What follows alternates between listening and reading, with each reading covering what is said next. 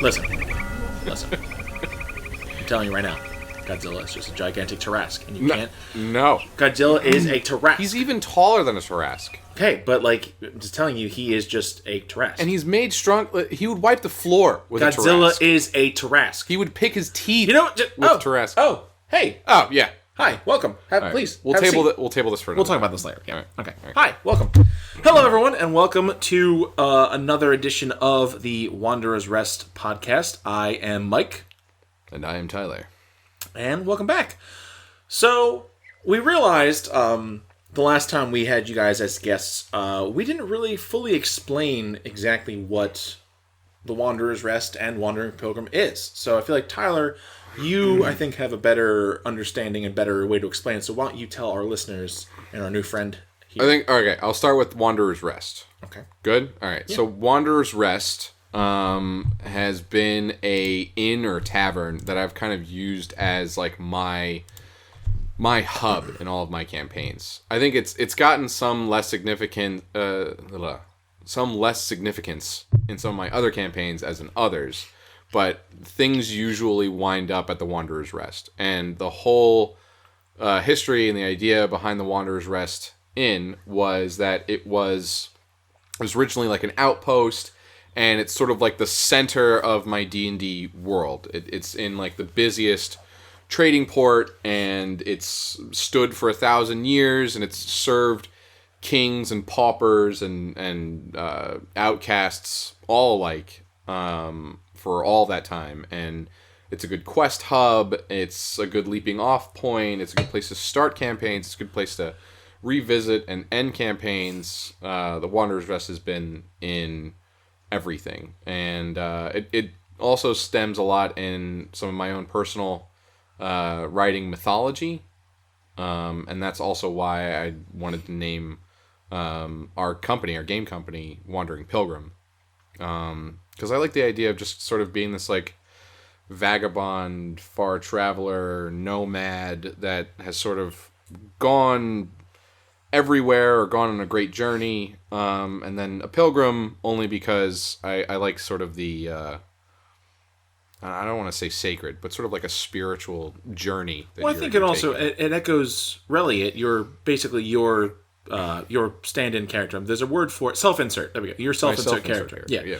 So Willlaytyo is a character that, according to I've met Willlaytyo in a couple of Tyler's games, and I guess Willlaytyo, for those who are not wondering, it's just Tyler spelled backwards. And he was a wizard monk.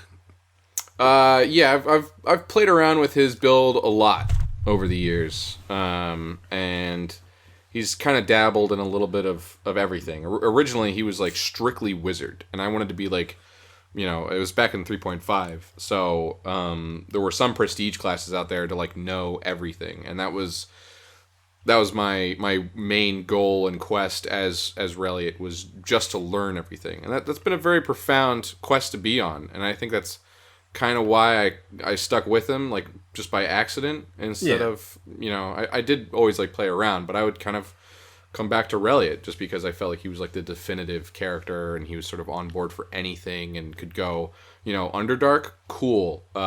Save a princess from a dragon's lair, awesome. Save a dragon from a princess's lair. Absolutely. And he didn't have any qualms about, evil or necromancy or whatever. He was like, it's cool. You do your own thing. And, by the way, can I crib notes from you? Yeah. Because he was just trying to catalog everything. Really, it was the OG Pilgrim, the Wandering Pilgrim.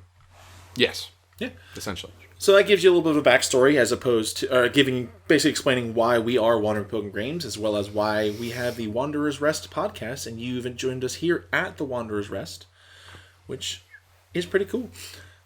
So speaking of your explanation, saying how Wanderer's Rest and Willlaytyo is so important, let's take a second, because we've mentioned in our previous podcast your personal setting of Zordera. So why don't you tell our listeners a little bit about what Zordera is and give them kind of a taste of what we're talking about, just so we're not referencing it and they're like, well, what is Zordera? I guess Zordera, the name Zordera came just from I don't know, my writings as a little kid, essentially. And it's sort of stuck with it all the way throughout. And I've spelled it differently, but it's Zordra. And when I started writing, I wanted to do something that was a little bit weird, and I was kind of looking for something that like wasn't just a standard fantasy setting, you know? Because like nothing against Tolkien-esque fantasy, but after a while, you know, you get...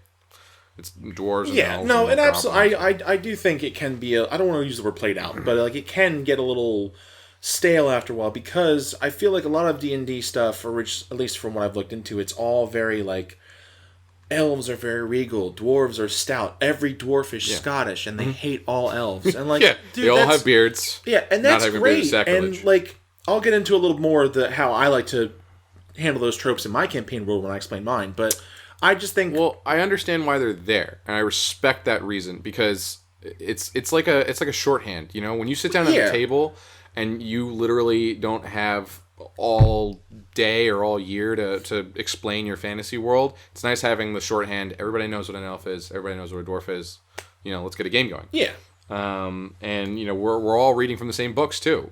Dungeons & Dragons lifts notes from Tolkien's fantasy, and so Dungeons & Dragons is also halflings and dragons and everything. So very European Western version of fantasy. And I was getting more and more into, I don't even know, like science fiction, like hard sci-fi. I think you and I are both also very big sci-fi fans, which but it's still not. I'm looking for something very specific with Zordra, and it's that like it's not just science fiction, but it is like this like cosmic spanning deep space. Well, I mean, odyssey. Granted, I don't know all the secrets tucked behind Tyler's brain, but from what I've experienced and the things I've gone through in your different campaigns, your different settings, to me, I think the example I gave when we were talking about this last week was it's very Flash Gordon-y, and it kind of reminds me a little bit sort of like maybe John Carter of Mars. Yeah, John Carter of Mars, yeah. For those listening to the Wanderers Rest podcast, I literally cannot speak. Can't speak sometimes. Like, Tyler was over last night, and my God, like everyone like blah, blah, blah, blah, like I don't whatever. So are you trying to summon an eldritch deity? I'm trying to summon Bliptopoop. So yeah, just get a flump. Yes, I love flumps. So yes, John Carter of Mars. John Carter. My God. Okay. Just say Barsoom, because most people actually refer to it as the Barsoom series. Okay, Barsoom. Yeah. So that sort of feel, Aetherpunk, I think is what we call it. Yeah, Aetherpunk kind of gives it like, you know, anytime you're doing punk, you're kind of talking about like a city or something. But it's sort of like sword and sorcery, like Conan the Barbarian and Barsoom, the Barsoom series, and a little bit of like Flash Gordon and stuff. I like those like old space high adventure serials and everything.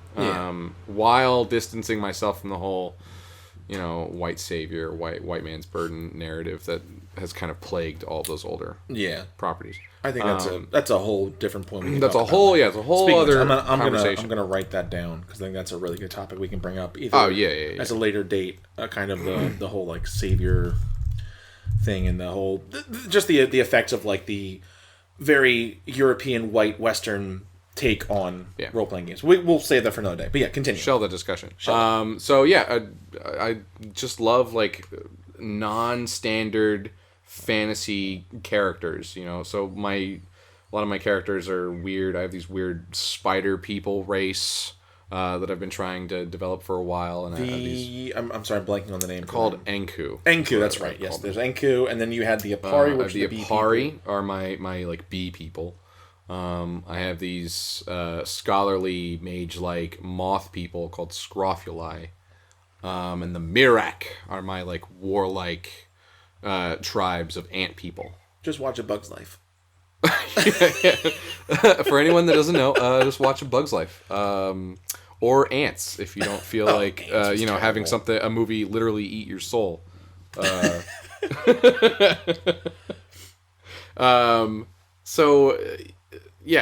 even those fantasy races are still I'm lifting from, you know, actual bees and ants and everything, because you need that kind of shorthand. And I've fought for a while to like really make them feel like they're their own separate thing, but you still kind of need bees or ants or spiders or whatever to understand what they're about. Yeah. You know, so that Like, they're not not so weird and different. I think the best thing I've seen for that was I'm going to again continuing my promise from last episode about referencing Matt Colville all the time. He had a pretty good thought where he says everything is an analog for something. So like he was making a nation. And people are like, oh, is this just your take on ancient Japan? He's like, no, this is not ancient Japan. Right. It's an analog for it. So, like, if you understand ancient Japan, you may understand what this is, but it's not the same thing. Yeah. Well, it's a good thing. Matt Colville, coming from the game industry, would probably say also that, like, it's a good thing when you're making something that if you need to pitch it to someone who totally has not been sold on your idea at all, you need that, like, conversational or visual shorthand. You need to say that, you know, it's like Conan the Barbarian and John Carter and this rolled up into one. Yeah, you know? It's kind of like... And like that sort of sells people on that idea of like, oh, I know what that thing is. I know what that thing is. I'm on board. Yeah, like when they announced the new Descent storyline at the D&D Live, they said it's Mad Max in Hell. That's a very easy thing to picture. Exactly, yeah. Yeah. So, you know, Rage Mobiles running on gasoline and... Human Souls. Oh, Human Souls. Right, yeah. Orcus riding a monster truck. That is... Somebody make that campaign and please invite me to it. Thank you. And I want 25 cents every time. I want 25-cent royalties anytime Orcus is on a monster truck. And go. Yeah, so I think it's a pretty good summary of Zordera, unless there's anything else you still wanted to add. Yeah, I mean, it's a lot more, I guess... There are deeper ideas that, like, I was talking to you the other night about, and I guess I don't feel like I need to bring them up here, but it's still more like hard sci-fi. Like, you know, I was also thinking of like planets and settings that weren't just Earth-like, you know, because I think that we get so hung up on, you know, everything being like standard Earth, everything, day cycle, night cycle. Gravity, environment, and everything. And so Din and Sind, Sind's the continent on this planet called Din. It's tidally locked to its star. And so I just started from that, and I just tried going through the geological history of this planet and how it sort of affect life and culture and the way that it develops on a world that is constantly has the same face facing the sun at all times, you know, because there is no more day and night, you know, and seasons are completely not heard of, and times of day are now territories and regions on this planet. So everything has to be different, like everything has to change. And I wanted to, every world that I want to go to with Zordera, I wanted to just feel different, only because an Earth-like planet would be kind of rare. You know, there's gas giants out in the world. There are worlds that are totally nothing but water. I was talking about even weirder stuff that isn't even planets. Yeah. You know, things that, you know, weird sci-fi creatures that move through space. Because I definitely think one trope, I'm gonna call it a trope. It's probably not even a trope, but is when you look at, let's say, the established D&D lore like Faerun, Forgotten Realms. It's almost like there's the material plane, and that's the one planet, and then after that there's the other planes, which is great, but like they never really talk about like what's out there on the material plane besides Faerun. Mm-hmm. Like, for instance... Yeah, like where do the... so that's a funny other way of talking about Zordera, was originally I was trying to think of like, you know, what's off the edges of the map in Tolkien's world, you know? Like what's beyond the map, and like, could you get in a boat and then sail to Hyrule? You know, like where is Hyrule in Zelda? You know, like because they really only show like one country, and you don't know what the rest of the world was like. And so I was kind of envisioning like a way of getting on a ship and sailing and somehow going. You know, there's like a highway, or there's a nexus that you can go through and visit any world. And so Zordera is sort of a way of like opening up a doorway to any world that you could possibly think of. Like, I know, again, Matt Colville, his whole big thing is he mentioned with his recent campaign of The Chain that there's the Sea of Stars, which is the Astral Sea. Yep. And to get anywhere, you need to go through the Astral Sea, which in and of itself is its own dangers. And that's his way of connecting both quick travel from one side of the world to the other and to other worlds. And I think that's such a cool idea because, if you don't mind me jumping into my campaign. So my campaign world is called Drusada, which I had a very similar idea where I'm like, this is just one planet. I want to build a whole planet, not just like one plane. And the reason I chose that is because I've been kind of inspired by Zordera when we first started playing, where in Tyler's World of Zordera, where we was one planet out of many. Yeah. So if we found a way, we could go to other planets. And I love that idea. So like Drusada is one planet. There's shit out there that I haven't even thought of yet, but it's out there. So there's times, and I know, for instance, when people join a new D&D game, they have their character's backstory, and then all of a sudden they realize that their backstory is from a world that's not being used. So it's kind of weird because you're like, I know this noble, I know that noble. It's like, okay, well, you've built your guy for Waterdeep. This is a homebrew campaign, so everything you know is worthless now. Yeah, so now you have to retool your character to fit this world. But the idea of the fact that, like, Waterdeep is just on Faerun, which is a different planet, or you've been brought to a different part of the world. Like, that's...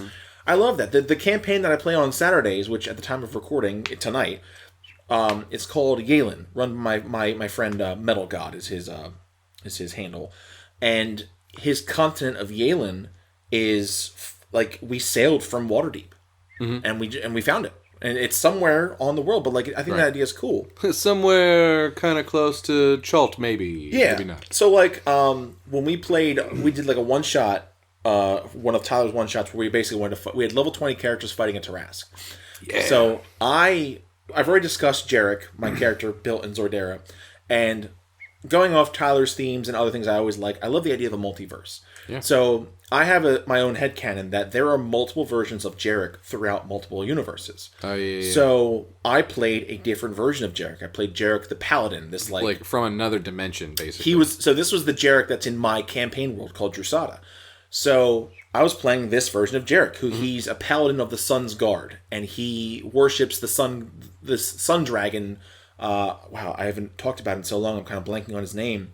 But he worships this dragon that supposedly sacrificed himself to end the Twilight War between him and the Shadow Dragon. Pelorhamat. No. Oddly enough, I can, if you guys don't mind waiting for 1 second, I can actually pull up my World Anvil because that's where all my information is.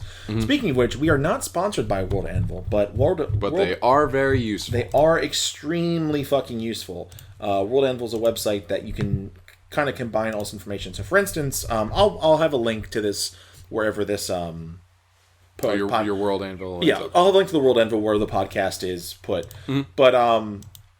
But basically, in this campaign world, the idea is that it's... Well, basically, let me start from the very beginning, basically. My campaign world, Drusada, is very heavily influenced by, honestly, one of my favorite book series, which was Percy Jackson. I do love the Percy Jackson series. I know it's like, oh, this is a kid's book. Yeah, but like... So is Harry Potter. Yeah, Harry but Potter's like, rad. it's real fucking rad.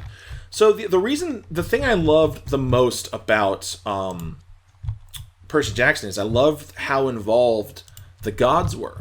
So I had this idea that if my campaign world is made, I want to have it where the gods can speak to people. Like, it's not just like you're kind of walk among people. Sort of, yeah. Like, if you're a cleric of Pelor, like, how often do you really get to talk to Pelor? Like, maybe when you're level 20 and you can, like, visit the gods. I love I like classical mythology. And I love, like, the idea of, like, the, gods coming up to you, but, like, dressed as, like, an old, wise man. Yeah. And, like, so, spare a penny for, and it turns out to be Zeus. Like, ah! Yeah, so, I'm actually on my World Anvil page right now. So, for instance, okay. So, I'm going to jump back to Jarek's story. So, Jarek was a paladin of Kreniv, which is the sun dragon. Okay, yeah. Okay. And then Kreniv and then Zeka, who is a shadow dragon, were these, like, age-old rivals that Kreniv basically detonated himself to kill Zeka and purge the world of the evil, but in doing so, burned the wings off the dragons, and that's how we now have Dragonborn. But when I was making the different gods and goddesses, I kind of fell into the old trope of, like, the goddess of nature, the goddess of love, and, like, I'm kind of retooling a lot of stuff to try to make that a little bit more unique. But for instance, I have a god of luck, and a goddess of trickery, who are these two twins. Mm-hmm. And the god of luck, whose name is Mercer, not based off anything. He's a guy who always carries a set of dice with him, not based off anything. Goodness. And the idea was he was a member of the ancient civilization during this massive war between the gods and demons, and because of him, like his home was destroyed, and him and his sister, the goddess of trickery, they tricked, like they basically fooled this demon into releasing a god he had captured. So they were rewarded for their troubles, and they became gods themselves. And the idea is that through this campaign... See, like, an aspect of... Because you do know that, like, the Dungeon Master is in, like, Dungeons & Dragon cosmology, right? Yeah. Like, the Dungeon Master is supposed to be this, like, arch deity over... Yeah. So the idea... over, like, gods themselves. Yeah, and, like, there's, like, a select few gods. I think Vecna, like, knows that the Dungeon Master exists, knows that, like, they're in a game. Oh, yeah, it wouldn't be... I'm assuming probably, what's his name? The guy from Tomb of Annihilation? Acerok. Yeah. He probably knows, too, because he's fucking powerful as shit. Maybe. Probably. But the idea is that with this particular god, he does travel the world, very typical, like, hood up person, like, he challenges people to games of dice. And, like, he's Yu-Gi-Oh! A little bit of Yu-Gi-Oh! And I love that. And, like, for instance, one of the primary gods, the daughter of the main god, her name is Iona. She's the goddess of death. And it's not... When I made the goddess of death, I purposely was like, I don't want someone who's like, I'm coming for your soul. But, like, I'll swallow your soul. Yeah, she's the goddess of death because she... I hate you. Where she guides people to the afterlife. Mm-hmm. So... In the campaign I ran in this... Yeah, death is always sort of like an enemy in fiction and everything. Yeah. And it feels a little unfair because death is a natural part. It's so, like, part of life. Yeah. So I know. Her mother, the goddess of light, and her father, who is now the head of the demon lords... Same thing of, like, hating Hades, too. Other story. I don't know why. Okay, I could go into a lot of shit about... He's a very complicated person, though. He's not just the devil. And I think that Hades got fucked over, and I'm so tired of people hating on him. Hades and Medusa are the two most misunderstood people in fucking Greek mythology, and I could rant about them forever. Medusa got fucked. Yeah, fuck Poseidon. I know. Fuck the water. I know. Right, anyway, I'm gonna die in a boat crash now. So, anyway, so the idea is fuck that Poseidon. This goddess of light had these two kids. She has Ames, the god of life, and Iona, the goddess of death, and they're two. Like, they always fight each other, like, oh my god, like, your life, like, and stuff like that. But the whole idea is eventually, through time, when they create humanity, they realize, like, no, they need both of us. And when I ran a campaign in this world, one of my players was a paladin of Iona, and he made his own order of paladins. Which, by the way, speaking of player engagement for just one quick second, he specifically made his own. He's like, listen, I want to be the grandson of this guy who made an order to worship her. Here's the order. Here's how it works. Here's some members. He gave me fucking gold. It's on my World Anvil page. If you look at it and you look up the what did he call them? I think he called them. I'm sorry that I'm blanking on this right now, but he made up a whole order of paladins and clerics that was called. They called it Iona Sacrament. Okay. And he made up their lore. He made up their codes, their guidelines, and like to have that as a DM. And now I have all this stuff to pull from, like this. And of course, this person is my good friend Willlaytyo on Twitter and on Twitch. And his topic is actually what we're going to be talking about later on in this podcast, but we'll get to that in a second. But it's a good man. So, yeah. So he gave me all this stuff. So what I did was, during the adventure, when they hit about level 4 or 5, when they started getting into like more in tune with their powers, he had a dream where one of the main ongoing storylines that we never got to finish was that there was a god of undeath who was trying to bring himself back and take over the powers of death in general. So, of course, his patron or his deity, being the goddess of death, wouldn't want this. So she visited him in a vision and gave him his instructions. And he was like it was so cool because I've never had people actually read my information in D&D games, and her symbol is a lantern. So the way his vision opened up was he was in the middle of a forest, it's pitch black, and he couldn't see anything. And all of a sudden, behind him, he could see coming from behind him light, and it was moving around like a lantern. And I specifically said, I'm like, yeah, you see light coming from a lantern? He goes, I kneel. I immediately kneel, and I bow my head. And I was like, this motherfucker. Damn. He knew. He fucking knew. that her symbol was a lantern, and he knew it was her, and he kneeled. I'm like, that's fucking amazing. Yep. Like, you live and breathe your character, man. Yeah. And like, I had her walk around in front of him. I'm like, oh yeah, it's her. And he's like, I don't look at her, because he's like being very respectful. And like, I had the whole thing of like, she pulls his head up and stuff like that. It was amazing. It was a great experience. Cinematic moment. Yeah, because he read the lore that I had made, and I was like crying, and like she like walks around in front of him. I had a player that did their homework. Seriously, that was so cool. But yeah, so and then my world is very heavily based off of different religious themes. Like for instance, one thing I've always loved is that every D&D campaign is a polytheistic civilization. They had multiple gods. And I was like, you never see a monotheistic civilization. So what I did was I built a second civilization called the Centauran Empire, which are slowly becoming my favorite ones. I love them so much. I love writing lore for them. Because their one god was a ruler on the civilization, on the continent of Arcalia, where these multiple gods live. And he was like... fuck you guys, I'm going to go off and start my own empire? No, he was... Basically, the idea was, he was like, fuck you guys, you have all this power, and you're letting it... Because, like, at the time, he was just a regular elf.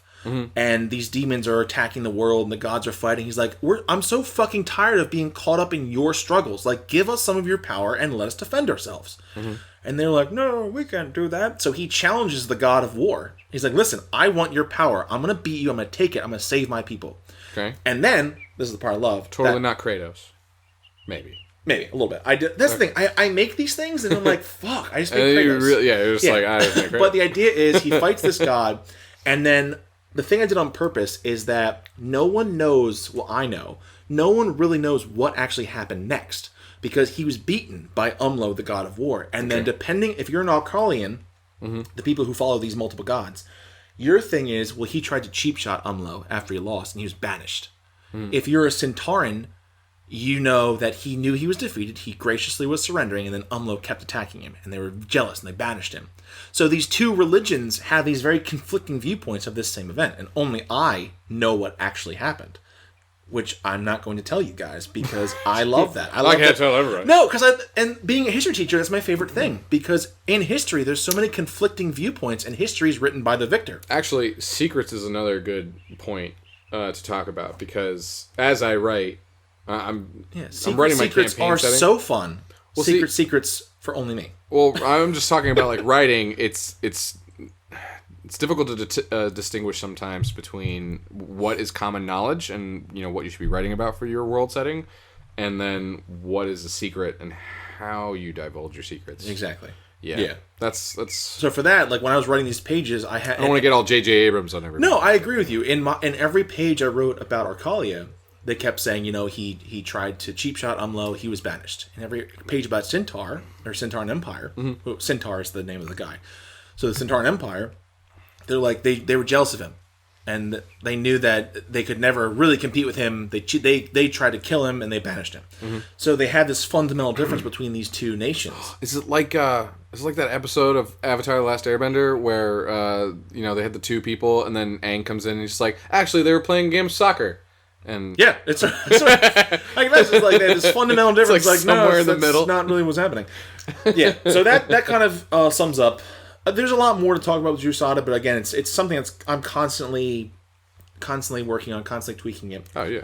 In the future, I mean, we can just you could talk hours and hours about just Centaur. Yeah, I mean, we've been talking for half an hour right now about just our two campaign worlds, but I think that's a pretty good stopping point for right now for this. Our main topic, right? For our main topic, yeah. Okay. So now I was going to talk a little bit about Steel Horizons, which is a new game I'm coming out with, but I think I'm going to save that for another day.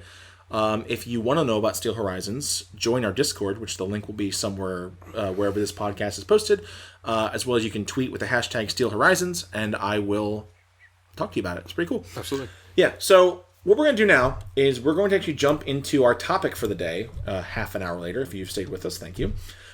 This topic was suggested by, again, our friend Willlaytyo on Twitter and Twitch and all that fun stuff. Mm-hmm. And his question, which was filled out by a survey, I'll link the survey somewhere, was how to fight DM burnout when your tank is running dry. And I think that is such an amazing question because I know both of us, Tyler, you and I have both been DMs. Yeah. And I think we've all hit that point where So like it's not... you're kind of running out of ideas, and you're not so much running out of ideas. You're just hitting a wall. Is it planning beforehand and also playing as DM, or? Well, I think those are both great topics because we can get into like just Dungeons and Dragons Burnout in general. I mean, yeah, I mean, there's always the forever DM, someone who just never gets a chance to play. But like me, I mean, you've had some chance. We've switched up a little bit. A little bit. I get to play like one shots every once in a while. I've never like sat down for a campaign in years. Well, I mean, I just Dungeon Master. If we ever get a group back together again, because and it's terrible too because I feel like to be Dungeon Master, you know, it's nice sometimes to like, you know how different classes play and everything. And yeah, I think there's some classes in 5th edition I haven't even gotten to play yet. As of a couple months ago, I finally played every single class. Well, yeah. That's right. I mean, I'm highly specialized, just trying to do Dungeon Master, I guess. Yeah. But sometimes, you do feel kind of like you're missing out on something. So, in terms of just specifically DM burnout, so let's talk about that first. Like you've been the DM forever, and you feel like you're kind of done coming up with ideas. The two big things that I've always come up with, one of them is literally just stepping away from the game for a bit. Like, talk to your group, like, listen, guys, let's take a week or two off. Let's just hang out and play some board games. Let's go watch a movie. Let's go do just something different, because I think that's always a pretty good way to just kind of get your mind off. Break things up. Yeah. It's helpful, too, if, you're leaving your campaign off at, like, an episode ending sort of way. Yeah. And you can kind of pick up at the next episode and everything. So, like, tie things off, tie up some loose ends or whatever, and then pick up. When we broke in college for the summer or whatever, we had like 3 months. I treated that as it was like a year, 5 years in game. Yeah. So they came back. They were living actually in the time or the city at the time near the Wanderer's Rest, and they just lived there for a year. And then when we picked up again, we were just like, so what had everybody done? For the year.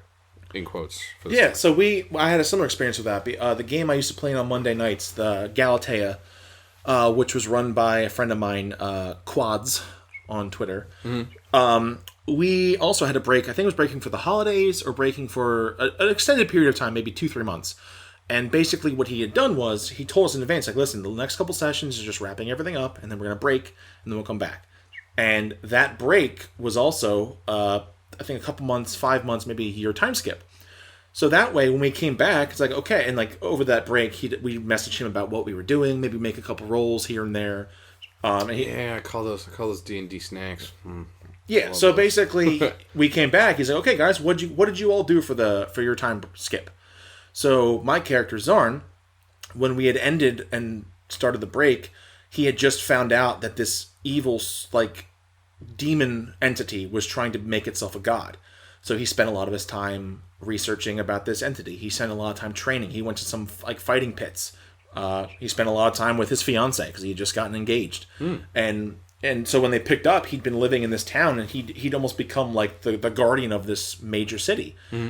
And it was pretty cool because I'm doing stuff. So like when we started the campaign up again, Quads picked up those quest lines, and now I'm like. He's like, okay, you hear something about the entity's name was like the skull, the grinning skull. Mm-hmm. So he says, okay, you see this, you find this bit of info, and I'm like, I have proficiency in lore specifically based to the grinning skull, and right. I could roll a dice for that, and that was so cool because it showed. Yeah, it makes you feel more and more like in tune with your campaign. Yeah, and like one of the other players, like you have the background necessary for what you're about to go into. One of the other players, she went around and she was putting on shows. She was a bard, so I believe I could be misremembering. But I believe she actually got a boost to like her performance because she's been doing shows for a couple months. And like I think it's so cool, like adding in rewards.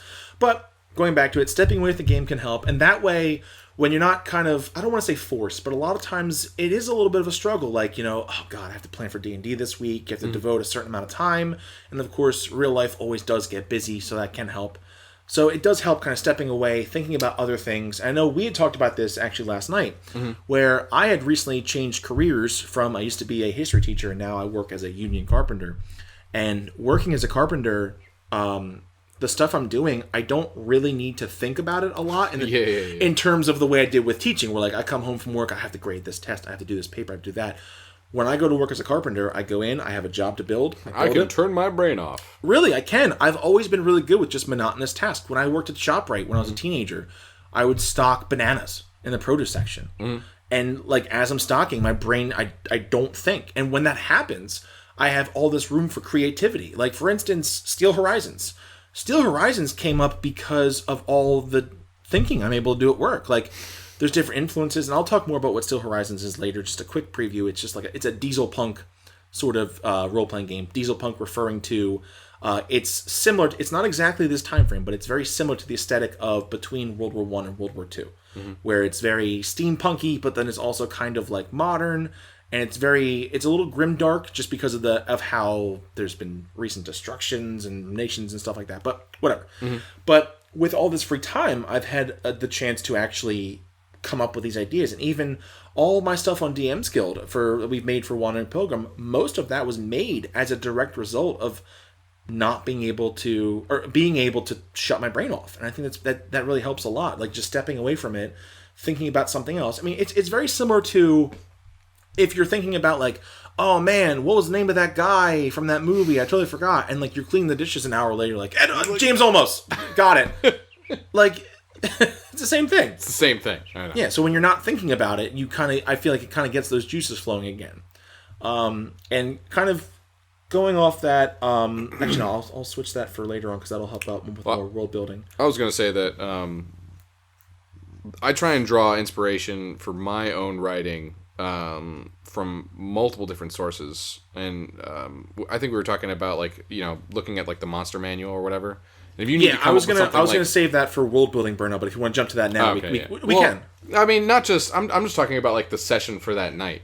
I will prep beforehand and not listen to anything else but movie soundtracks or whatever, just because D&D is something that you have to like kind of get in the mood for, like night of. Yeah, I have to like mentally be focused. I agree, especially if I'm gonna have 9 people speaking at me. So this was a topic I was going to say for a little bit later for world building burnout, but I think it does actually still apply here as well. Reading through books, read through the monster manuals, read through different adventure modules, read through. You can get an idea for what tonight's encounter is going to be just from flipping through the monster manual. Just from. I may not have the book. I think I do. I think it's Volo's. Let me just flip through the pages real quick. But for instance, I remember my players were making their way through a sewer. Because they were chasing down these different cultists, and they were trying to figure out where they were going, what their plan was. And what game is complete without a sewer level anyway? Of course, you have to have a sewer level. And again, I may not find it, but if I find it later on, I'll post what it was. But there was a very specific monster. It was this weird. I can't find it in the book. It was this weird insectoid with like 8 arms, like it was like a praying mantis and a spider mashed together. And I'm flipping through the pages, and I'm like, "What is this?" And I was like, "This is amazing." Is it not an ettercap? It might be what? No, maybe I forget. I thought it was in Volo's. Let me see. It says ettercap. Ettercaps are. I mean, I'm not sure. It very well may be, and I feel like I'm probably going to find it the second we stop recording. But basically, I'm sure there's someone also that's like screaming at their. I know there's someone listening like, "It's this, you moron!" Like, okay, friend. Well, you're not here to tell me what it is. So stop yelling at me. All right, it's not yet. So whatever. It was this weird thing. It was like a You've seen one insectoid. You've seen them all. Yeah, but the idea was, I'm like, this monster looks so fucking cool. And at home in a sewer. Yeah, so I was like, okay. So when they got to this giant chamber where they chase these people down to, I'm like, okay, you walk in. I was like, and I kept mentioning there's holes along the walls. Like, holes? What the fuck are the holes for? So eventually, as they just finished fighting this cultist, and this thing happened. I'm not going to go into. But then all of a sudden, they hear skittering. I'm like, yeah, you hear skittering coming from... And like, one of the players is like, fuck, they're bug holes. And then this swarm of these things just erupt out of these holes and start like murder. I'm like, it was so cool. And just like that, I had an idea of what I was going to do for that session, what the big bad was. Because coming up with that monster, you also get like the motivation for why that monster is there, which is very important. Yeah. You can't just have something just be there. Yeah, I can't be in a sewer and like, here's an owlbear that comes from that break. Oh yeah, like you just can't like Kool-Aid Man in. Here's a Aarakocra, just living in a grimy sewer, no reason. Yeah, it's like we're in the Underdark. Here's an angel. What? Yeah, exactly. Yeah, and I think a lot of times, story to me is great. in terms of building your sessions, but I feel like if you have the encounter set, you can mold things a little bit around that particular encounter. And it can go both ways too. If you want to think about the set, like if you have the monster already, or if you don't have the monster already, and you're thinking about your setting, I mean, you can go either way with these kinds of things. You can think of traps and then build monsters around those traps, or build dungeons around whatever. Yeah, there was a little side quest my players could have possibly done, because they were on this coastal highway making their way to the first major city, and as they're walking, I had them do perception checks, and they saw like off to the right, like heading further inland, was a little path that led up a hill to like it looked like a small farm, like a big windmill, granaries, all that stuff. I'm like, where are you guys gonna go? So like, all right, well, we got to get to the city. We're gonna keep going. I'm like, okay, you guys keep going. Had they gone up there, at that farm was a kind of a disgraced wizard, and his servants were all zombies. He was a necromancer that he, instead of hiring people, he was like, I'll never get this windmill blow. No, so he's this old wizard who he'd been running out of town. I just want flour for my bread. Well, the thing is, he'd been running out of town because he was a necromancer, and everyone's like, necromancer, that's evil. But necromancy in itself, it's a whole point of view. But the idea was that if they ever went up there, he was just this wizard. They could trade with him. They could get information. But the thing was, all of his servants around the house were all zombies, because he would find people who had died. He would raise their body and use it to help them on the farm. And the idea was, it was kind of this weird moral quandary, because you have players who would be like, zombie, kill it. But then in his defense, because this also came up in my Monday game where my cleric hated the undead. He was a cleric. But we went to this town where zombies were used as a workforce, because they're already dead. I had leave them in the ground.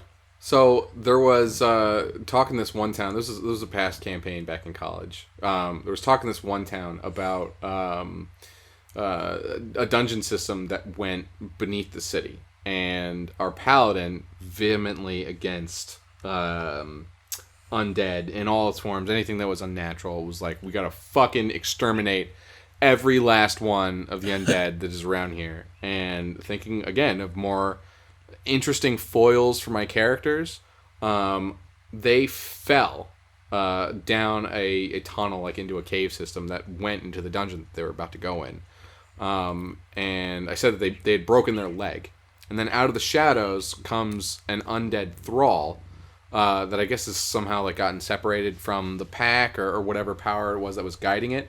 But it came up like benignly and like was trying to help it like help the paladin back up onto their feet. Like didn't know what else to do. Yeah.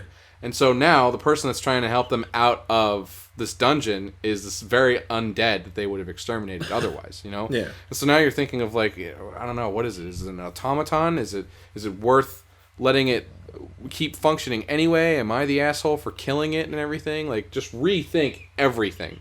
Yeah, as a paladin. Because one of the reasons I brought up this particular encounter was that if they killed the zombies and were challenging the necromancer, it's like, well, you know, their souls are in the afterlife. Why would I, like the whole thing is like, why not revivify them, bring them back to life? It's like, that's really fucked up, because if your soul is experiencing eternal happiness in heaven, why would I rip you away from that to bring you back to this world that things are going poorly? It's like calling me out of my vacation. Yeah, so it's like, why am I going to take you out of your eternal vacation to bring you back to this shithole? Where like you can just enjoy your life down in Jersey. Yeah, and like, and it's like I'm not using your body in any weird ways. You're just working. I'm not using your body in any weird way. No, really, and I thought that was a really cool thing. So I always did like that. But yeah, I think that goes into like, you know, reading through the books, finding a monster for that particular day's encounter, and kind of building out from there. Mm-hmm. I think there's definitely more there. We definitely haven't touched on all the different areas of like where you can draw inspiration from. No, I mean, and looking in weird places, even just this is another good point. I remember an interview with Chuck Jones, Looney Tunes creator, and he would tell his animators all the time, you know, because they were talking about, you know, animating Bugs Bunny or whatever, and like, you know, where do you go for good inspiration for episodes, and like, you know, for their animators, like how different animals or people move or anything. And he would tell everybody, like, just get out, just get out of the animation studio, go to the zoo, have a good day, you know, and like do an activity or something. Like that's the that's the thing that's going to give you ideas. You know, it's like going to work or anything else. It's like going for a walk or going to a movie or going out and having fun, hanging out with friends. All of these things can sort of, you know, if they don't give you inspiration there in that moment, they can give you the fresh eyes that you need to come back and look at something later. Like sometimes, like coming back and looking back on your work later, almost as a stranger to it, can help make you think of like looking at it in a new way. Yeah, agreed. I know, for instance, the one thing I mentioned too, I wrote down was rewatch your favorite movie, reread some books, listen, like you were saying, listen to music, watch a new movie. What exactly? Like listen to an artist you've never heard of before. Like there's so many things that are to help you, and like I know again, Matt Colville. This is just becoming a Matt Colville podcast. He's a great man. He really is a fucking great man. I love him very much in every sense of the word. So he had mentioned before, he's like, Matt Colville, call us. Please call us, tweet me. So he had mentioned before, he's like, you know, the more obscure books you read that people haven't read before, you can rip ideas straight from that, but because they've never read that book, like, this idea is amazing. Where'd you come up with this? Just thought it up. But like, sometimes also if I'm writing for you know, Zordaran Night Orders or anything, Irmeza, I was trying to get more motivation for her particular character and like, you know, other encounters that you guys were going to run into, what Irmeza would do and stuff. So in order to get sort of in the mood for that, I would do soundscapes on my laptop and then also listen to Gregorian chants. I have libraries on top of libraries of Gregorian chants. That's normal. Specifically because... Totally normal. Specifically because, you know, when you're talking about, you know, the Zordaran religion and Zordaran Night Orders and how they move and operate, it kind of helps to, like, feel like I'm sitting in a monastery, you know, as a scribe. Totally normal. Totally normal, definitely. Because you're thinking of like character motivations for these things. No, I know. And, you know, like I understand sometimes if people are writing for fucking Grendel or whatever, you know, you don't want to listen to just the sounds of a cave and dripping K-pop. for you know 10 hours. Yeah, K-pop or something.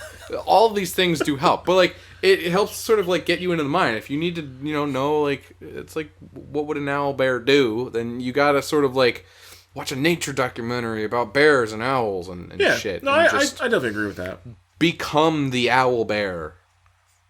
More or less. That's not weird. I wish you guys could see weird. the pose Tyler just did when he said become the owlbear. You gotta, sometimes when I'm looking at monsters or whatever, you contort your face to that monster. And I've never, don't do that. This may be just me being crazy from being a dungeon master to for our too listeners, long. First off, Tyler right now is wearing a blanket around himself like a fucking crazy person. I'm wearing my evil cloak. Yes. Okay, well that's my PAX blanket. Because it is evil and only I could have thought of it. Yes. Oh my God. Right. Anyway, moving on. Moving on to Burnout if you're world building, which I've come up with this as well a lot.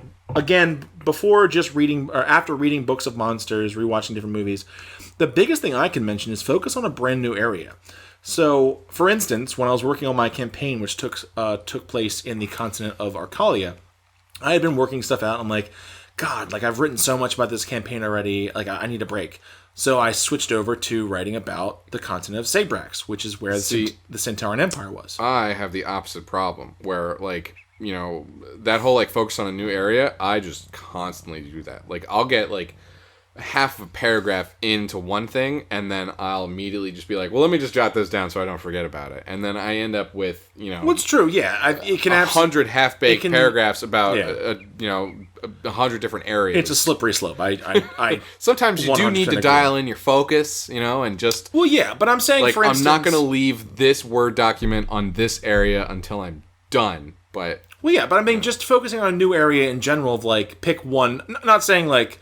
I don't want to write about this town. Let's make 13 other towns on different continents. Like, focus on one thing. It's a balancing act. It really is. It is, absolutely. And the thing is, you can drive yourself crazy going into the minute details of everything. Like, for instance, when I was working on Sabrax, I think I live streamed it, and I have some YouTube videos of me building it, and, like, you can see how fucking scatterbrained I am. Because I'll write about something, I'm like, okay, this city's controlled by this person. Ooh, who's this person? And I start writing about that person. Yeah. Wait, no, they're from this town. And that's like that artist, like, never done sort of feeling. Like, sometimes you need to know when to, like as an artist, like, put down the pen or put down your brush, and it's done. You know, you could definitely go in more detail or whatever, but until someone asks you, it doesn't really matter. Yeah, I mean, like even now, I'm kind of doing it. Like I'm still finishing up against Tide of the Pirate King, which it's so close to being done. All I have to do is just. Well, that's the thing. I'm gonna try to put down the pen. Well, here's the thing. I have to finish up the last section of the ship fighting rules, which most of it is covered in Ghosts of Saltmarsh, and I've made that very clear in that section. I'm like, listen, if you want the expanded rules, buy the book, get the rules from there. Here's just like a little taste.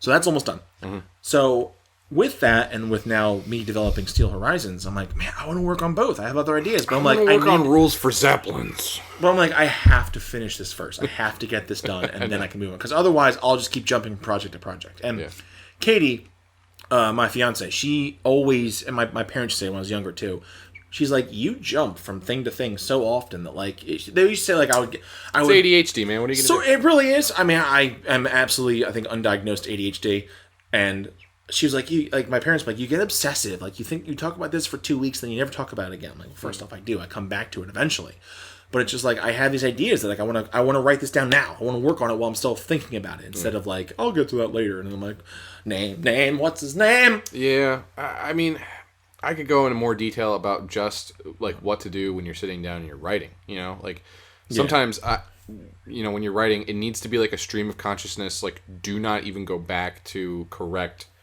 spelling. Yeah, don't even worry about spelling. Just write it all down. Like, just keep writing. Just keep going, and just worry about it when you're done the 5 pages that you need to write. That's just good advice just for college writing. Yeah, that's like when I was my last year teaching. I taught a 5th grade class, and I did history, but then I also had to teach one class of writing because I also specialize in writing in college as well.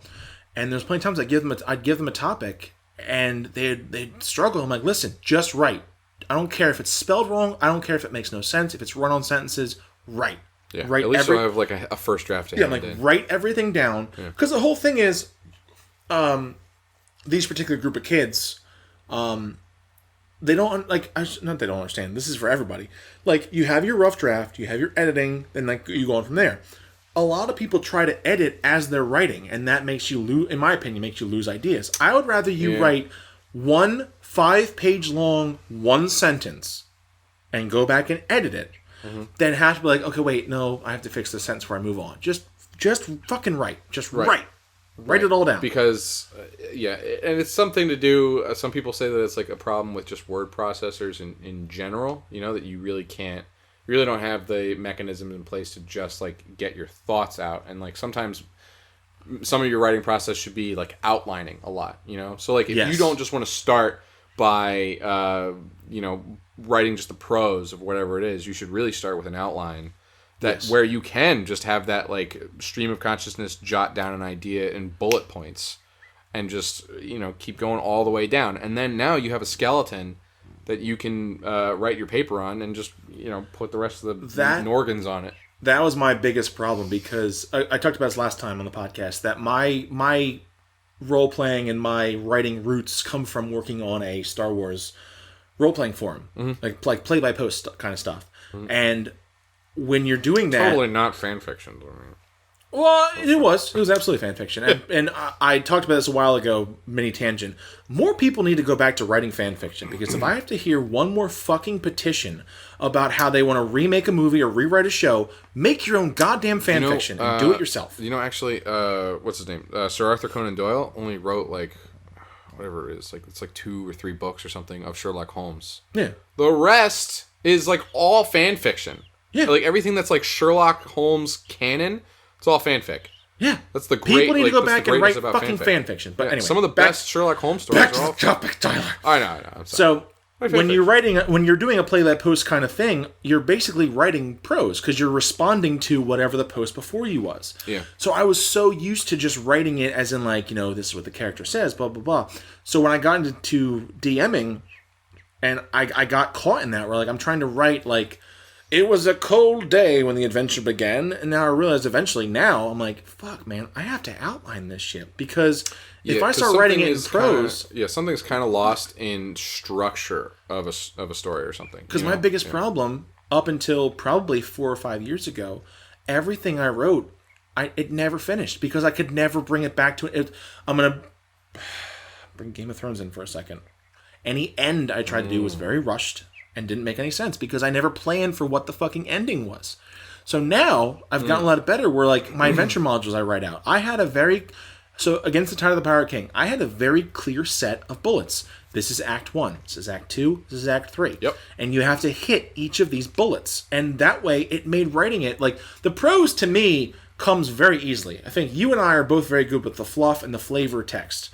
So having it all outlined was simple because I write out this part. They go to this place, talk to this person, turn in the quest, done. And it was so much easier. And I think for Burnout, outlining stuff, taking examples from other stuff, I think that really does help a lot. Yeah. And not having those things figured out can sometimes make you procrastinate, and then procrastinate can make things kind of feel like you're not figuring something out, so it just feels even harder. When you don't outline ahead of time, you get caught in that struggle of like, I don't even know where to go from here. I don't feel like working on it. It's exhausting, and you kind of want to just like step away when you're tackling it in its concept form as an outline or something, and you just like, begin, middle, end, and it's not that complicated, it's really easy to get it out on the page. And then from your writing, it doesn't feel like this big monumental, it doesn't have to be the best ending ever. Yeah. It's just the end. And also satisfying. There needs to be some kind of takeaway. Even if it's a D&D as much as I love open world stuff,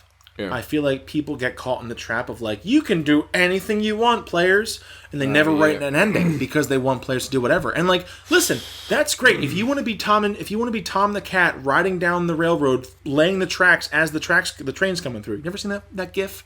It's Tom from Tom and Jerry, and like he's on a train and like, he's laying the track down. And there's also a Wallace and Gromit. He's doing that as well. Oh, I'm sorry. It's Wallace and Gromit. Okay. I think it's in both actually. There is a Tom and Jerry episode where he's laying down track. Yeah, and like the thing is, that's a very acceptable way to do things. Okay, because I couldn't do it. I could get into planning too much is a thing. Okay, because Let's save that.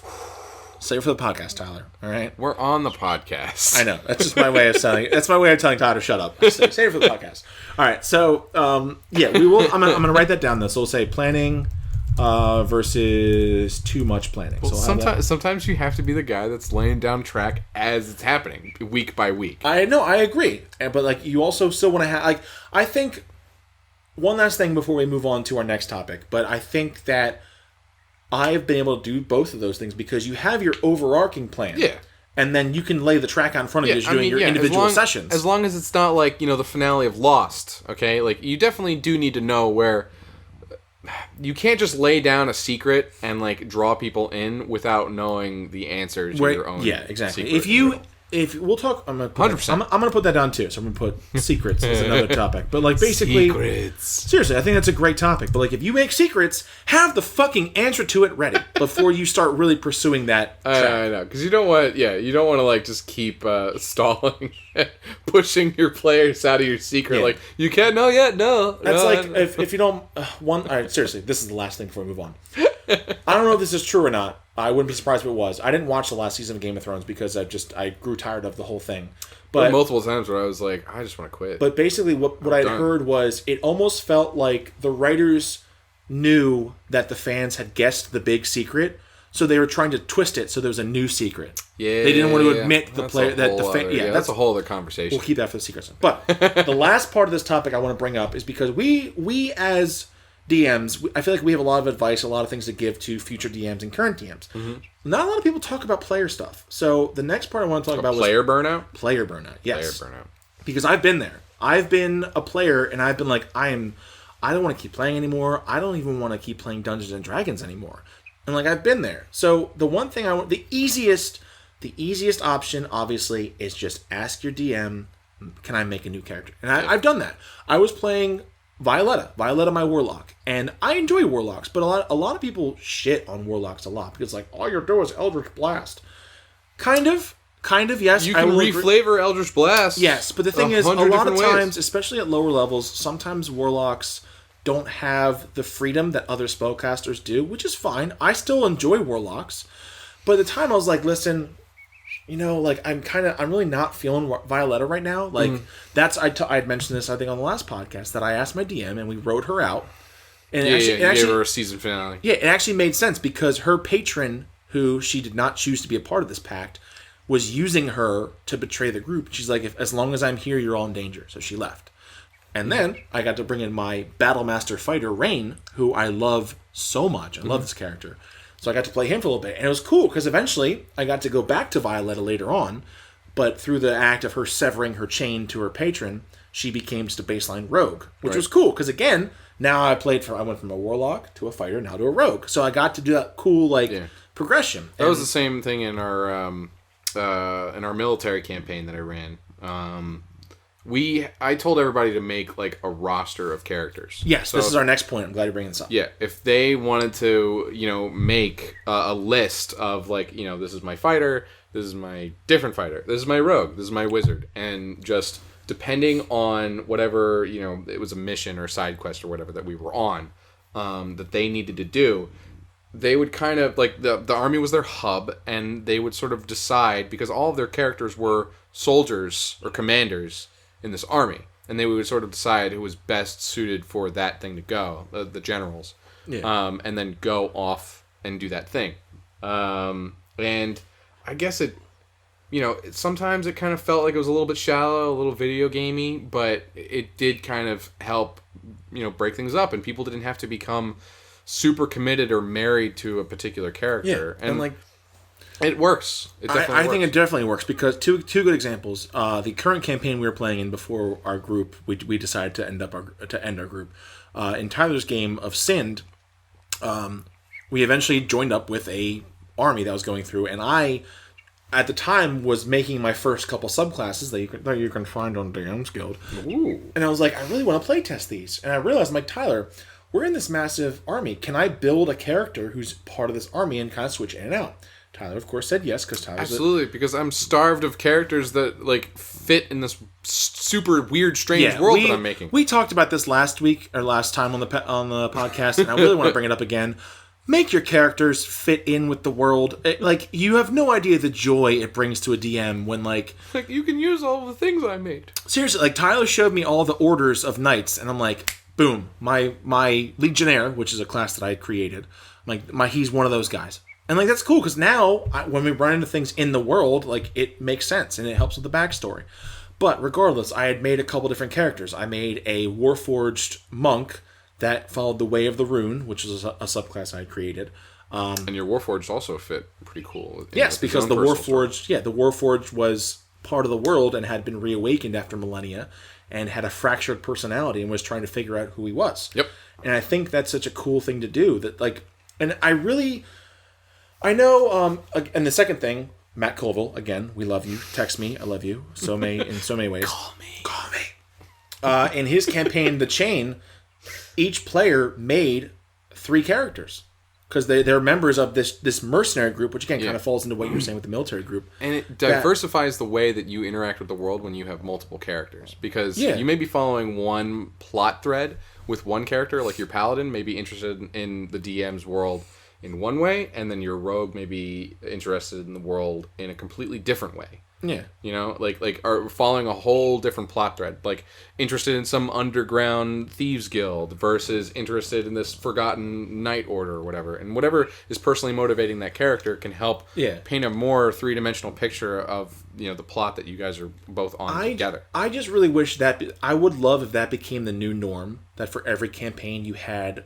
everyone has, this is my backup character if someone dies. Everyone has that. But, if you specifically had, your character... Can we kill my character because I really want to play this new weird one that I found? Yeah, don't do that. Please don't ask your DM to kill your character.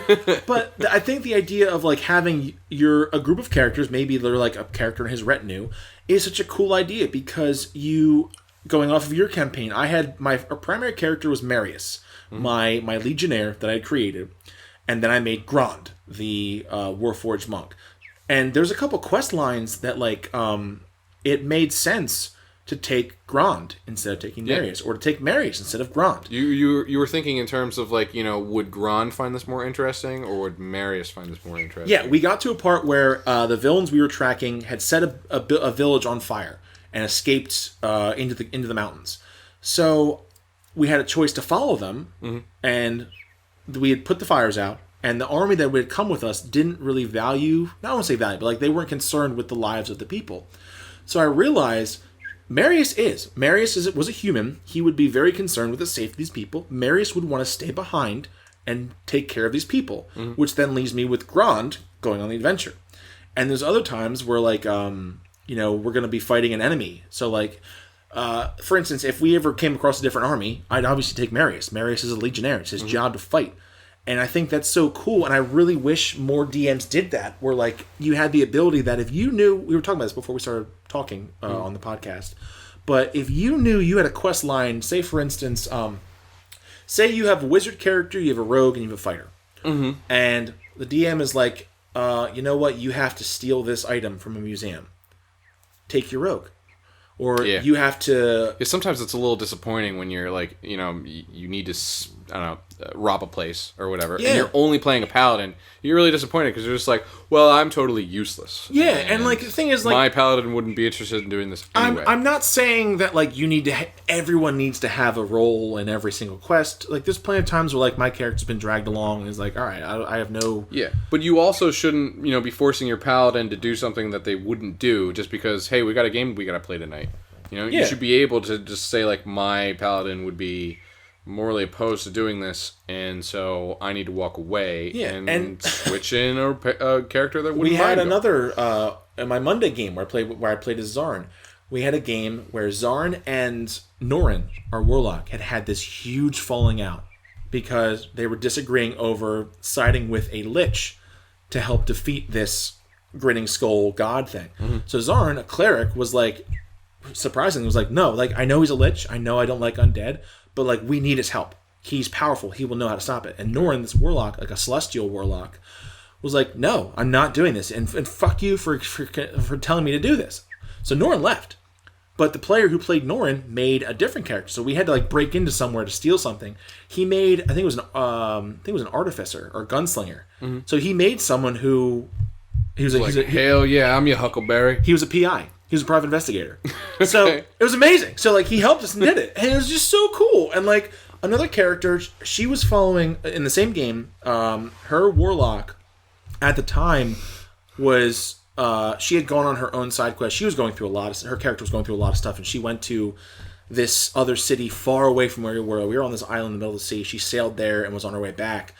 And then we cut to us, and like we were about to have this huge fight. And she was like, well, shit, my character's not anywhere near this. She won't be back for, like, probably the end of this session.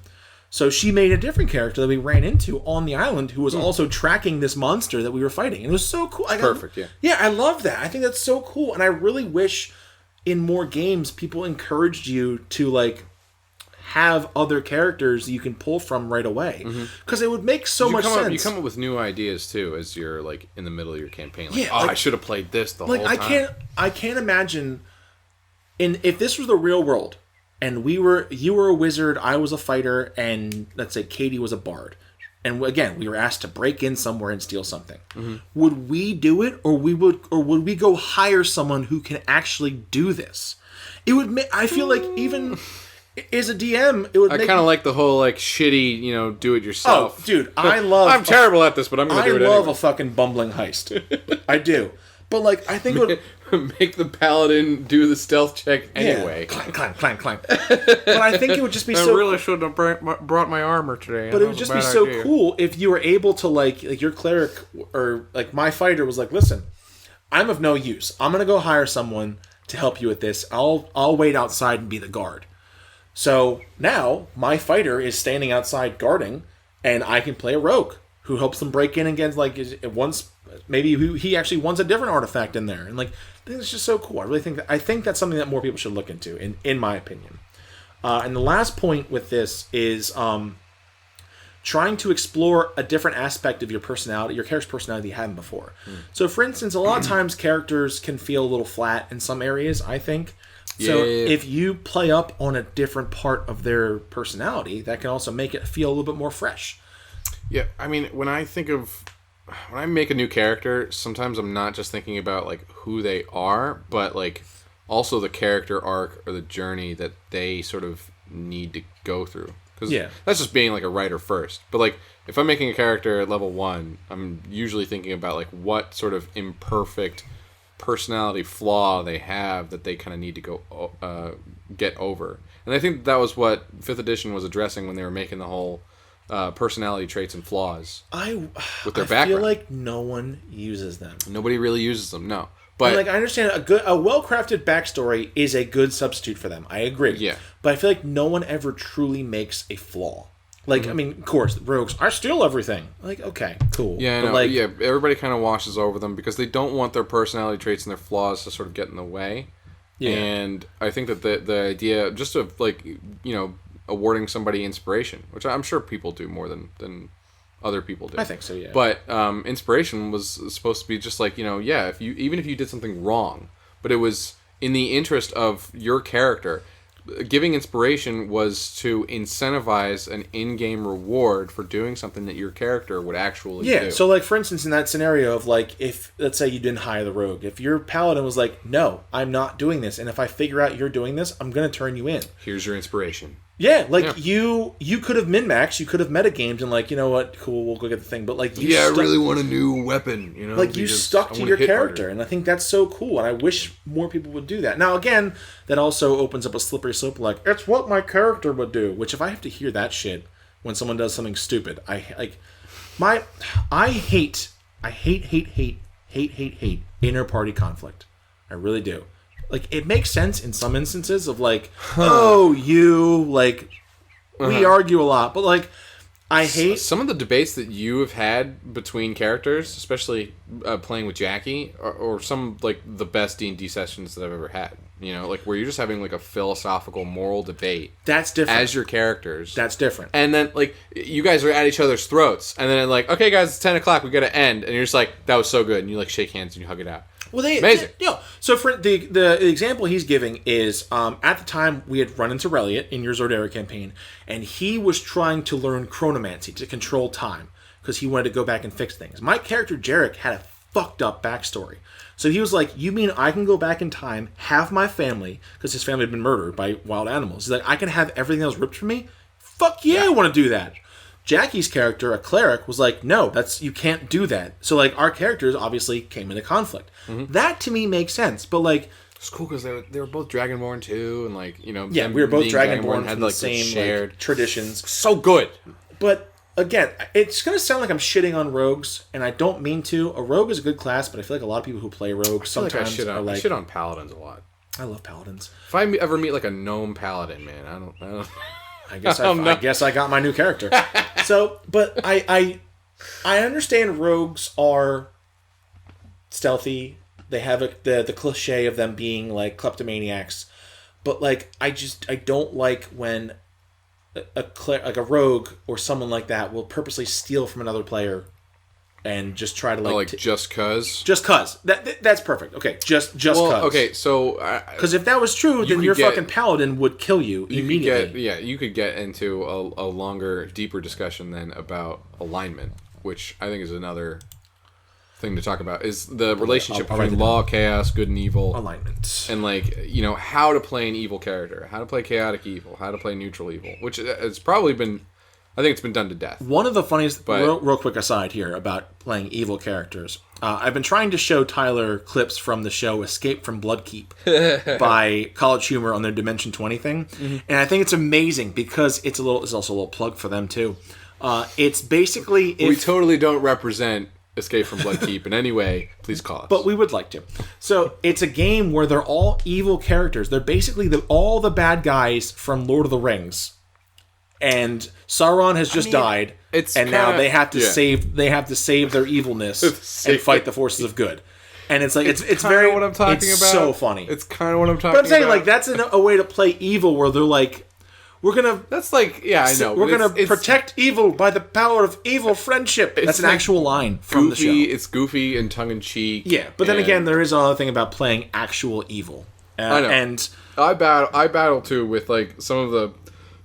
I don't know, the funnier, lighthearted, goofy moments in Dungeons and Dragons, and then I don't search for anything that's like super depraved or whatever. But sometimes I do want like a real drama, like, you know, just the all is lost moment, and like for people to really feel like not down. I'm not here to depress anybody, but like you want to evoke an emotional moment, epic, at least dramatic, feeling. Like I just tweeted about this the other day when someone was talking about your favorite things where a DM had like a gotcha moment.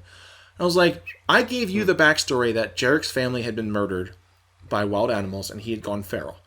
Later on, we eventually unlocked memories, and I was like, you know what? And like, you gave it up to us, the players, to say what memory did you unlock, or like what memory did you experience? It was the Black Lotus thing. Yeah, I was trying to experiment around with Black Lotus. So he asked all the players, what is a memory that you experience while you're on this Black Lotus drug, basically? Yeah, well, but it's a whole separate thing. But basically, I had come up with the idea. I'm like, I had never thought of this. I'm like, what if like I had a brother who survived this massacre of my family? Yeah, and then you met the brother. Yeah, well, thanks for fucking spoiling it, Tyler. Oh, so I was like, you know, I remember the day my family was murdered, and I see there was a trail of blood where my brother was, but I never found my brother's body. Mm-hmm. Thinking nothing of it.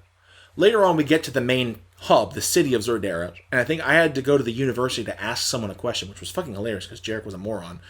So I'm like asking around, like, yeah, this guy might know. He's pretty well versed in that. I'm talking to this guy. They had like a Library of Alexandria. Yeah. Type so place. You like, yeah. So my Jarek is a bronze dragonborn, and Tyler's like, yeah, you know, you're talking to this guy. He's a bronze dragonborn. I'm like, oh, cool, like me. And he's like, make a perception check. So I do. He's like, he looks a lot like you. And I was like, what? And all of a sudden I was like. And like the funny thing was, I imagined Jarek doing the same thing. Like, and the thing is, like, Jarek being an idiot barbarian, not being subtle, was like, "You're my brother." And the guy's like, "Whoa!" Like, I'm adopted. He's like, "I'm adopted." And we found out later on that his brother Bara had survived, but still double check. He actually was his brother, right? Because you never confirmed. Okay, you never confirmed it to me in the game, but he was actually okay. Yeah. He was your brother. Yeah. So of course, like, he's like, whoa, like, friend, I don't know you, like, and through the course of the game, like, they got closer. They did realize that they actually were brothers, and he became a pretty good ally to the party. But like, it was just, I still love that moment because like, I think you can actually see in my face. I'm like, wait, looks like me, and like my eyes just kind of go wide, and like, you still kind of like, I kind of like how you guys both had your own sort of parallel quest going on anyway. Yeah, because I was working on looking for an ancient set of armor that was given to like legendary warriors. Which is cool because then that was you and Thurakor together. Yeah, that was cool. Bros for life. And then Bara, I think, was going to probably a similar quest to what Willlaytyo was. He was trying to protect his own wizard order. Yeah, he was trying to protect his order of wizards because the city of Zordera had fallen at that point, and he was on his way to make his order keep going. But like, you know what? I'm gonna talk about that. I'm gonna write that down as well. I'm going to put something called NPC plotlines because I love the idea that NPCs aren't just like waiting there for you in stasis. Yeah. Like NPCs have their own shit to do. Like Bara was constantly on his... There was times that Bara wasn't around because he was on his own quest to try to restore his order. I have, as just now with Sind, I have just a list of characters that, you know, so every week I have to revisit and just think about like, what are they doing? Where are they going? You know, would they go here? Would they go there? And, you know, it's sort of like just updating their presence on like a big chessboard, basically, but that's, you know, continent sized. So as you guys are going this way, you know, some other character that you guys met along the way may be going a different way. Or maybe we'll meet you there or whatever. Because I think it's kind of far too often that people view NPCs as like Pokemon, where it's like they're with us at all times and like, I choose you, Bara. They go away in their special energy home in this tiny Pokeball. Exactly. And I don't have to think about them until that exact moment. And I do run into that little bit of a problem sometimes when I have NPCs that are with you on your journeys. And sometimes you guys are just like, well... Yeah, like, well, what are they doing? What are they doing? And I'm like, they're off fighting somewhere. Well, it was great. I think it's the last thing, because we probably should wrap up soon. Yeah. But the last thing I want to mention is... The best NPC, the one I love the most, was Tyler has a drow bard named Arashai. Oh, Arashai's in everything. Who is basically do the Arashai voice, because I fucking love it. It's hilarious. It's like, my name is Arashai, and I'm here! He's basically like a heavy metal bard. So the funny thing was... I'm Tyler's in-game excuse to play Black Sabbath! Yeah, pretty much. So I remember times like we'd be in a fight, like, what's Ereshai doing? I'm like, he's just rocking out. Like he's in the background just playing his guitar. His whole shtick, okay, is that he's a bard and he is searching for some great and mighty hero that he can like basically take credit for writing like a super awesome ballad about their journey or something. Yeah. So it's like, you do the heroic deed and then I'll write your number 1 hit single and take all the credit for it. Like, basically. Yeah, basically. I love Ereshai. Yeah. So I think that's a pretty good wrapping up point for this podcast. We've covered a lot of good stuff. So, as always, guys, I have been Mike. And I have been Tyler. Yes. So definitely, if you like this podcast, we have more of a podcast exclusively released a week early on our Patreon page at patreon.com/WanPilGames, WANPIL Games. You can also follow us on Twitter at the account at WanPilGames. Should we give our also our Twitter handles, right? I mean, we could give our personal ones too, if you want to. Tyler, I believe yours. Why don't you spell yours? Mine, everybody needs to learn how to spell mine. It's Ether Breather, but Ether's spelled a little differently. It's AETHEREBREATHER on Twitter. And mine is at Bad Chili. BADCHILII. 2 I's because I'm just that cool. Admittedly easier to spell. Admittedly, yes. Okay. Also, somewhere linked to wherever this podcast is posted, you'll find a link to our Twitter, a link to our Patreon, as well as a link to our Discord as well. Where you can join Discord, talk about a lot of different topics where we mention get in on the Steel Horizon playtest, which will be coming out pretty soon, get updates about our different products, as well as you can send in any questions, comments, or topics you want to hear us talk about. So, for instance, today's topic of Burnout, whether it's DM, world building, or player Burnout, was submitted by Willlaytyo. So, again, Will, thank you very much for your topic. I hope to see you at my wedding, because he's my friend. He's invited. So I think it's a pretty good putting up point because we covered everything. We've given all of our cool social media links. And again, please do, if you do see the links, please do give us some topics. We love hearing back from you, hearing your feedback.